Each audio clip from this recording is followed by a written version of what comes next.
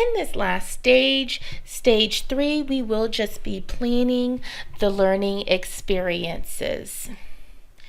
So it does say to refer to models K and N for this last section, and we will be using the Where to learning plan.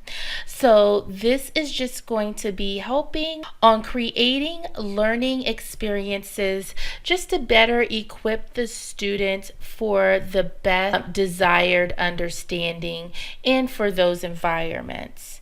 So the first one that we are going to touch up on is the W portion of the Where to learning plan, which is to help the students know where the unit is going, what is expected, and also to help the teacher know where the students are coming from as far as prior knowledge. So we can first start with a SMART goal learning objective. So these need to be specific, measurable, attainable, result focused, and time focused. So these need to be established and can be written so your students and as an instructor, you have the goals placed on the class. And then just some ideas on finding out where students are coming from. You can do a pre-assessment. You can also talk to students. There's different areas where you can see where the students are coming from just to get a base idea of where to even start as a starting point to obtain your desired results. Next is relevance. What are the benefits from the students completing this unit? You want to point out so that students know what are they going to get out of taking your class or your unit, because if the benefits are shown, it might show them more interest on attending and paying attention to the class. Diagnosis. How would you know before the lesson is given what they know? Again, when I was saying pre-assessments, things like that, that's when you would come up with some ideas on how to address the students beforehand so you know how to complete your class. Where is your starting point going to be at?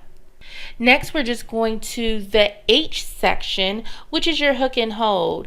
This is important because these are big ideas that are thought-provoking, that holds the interest of your students, that will create a emotional connection so they are engaged in the classroom. So in each section or wherever you feel appropriate, you can think of ideas.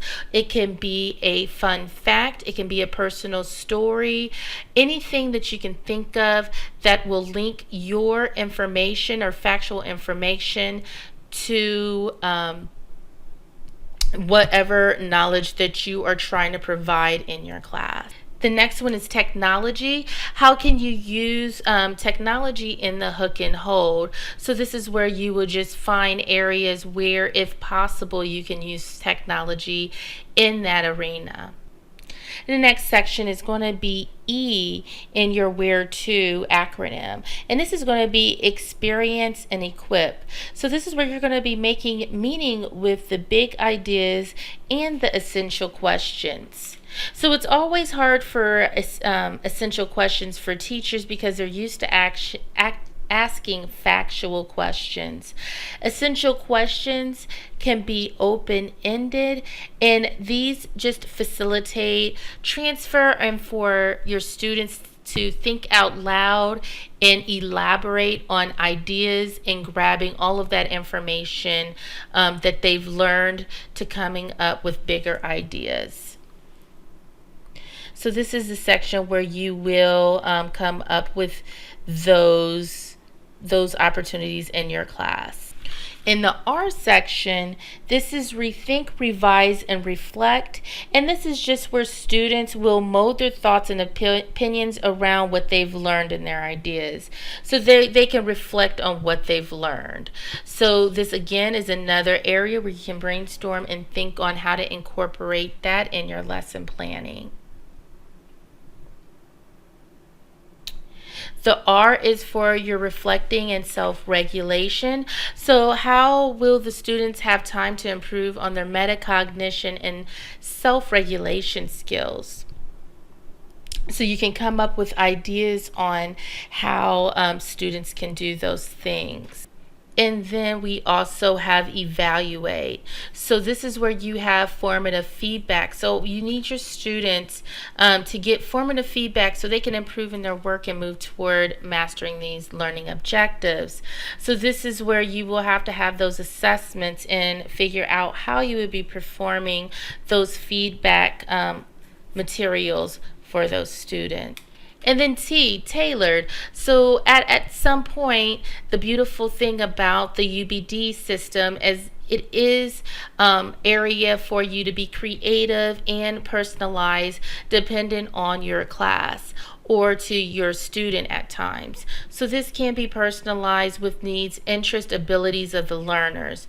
So you can see how this can be tailored to differentiate learning. So if there's any ideas or technology base that you can adjust, this can be noted in this section.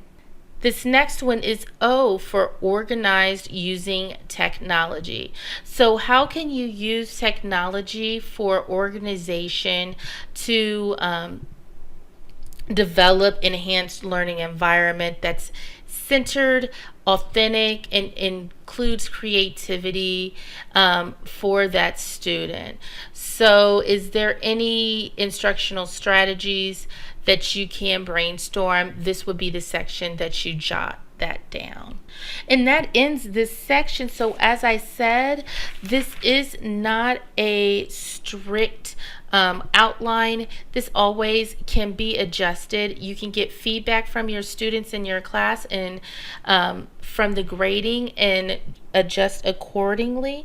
Good luck, and hopefully this tutorial helped. Have a good day.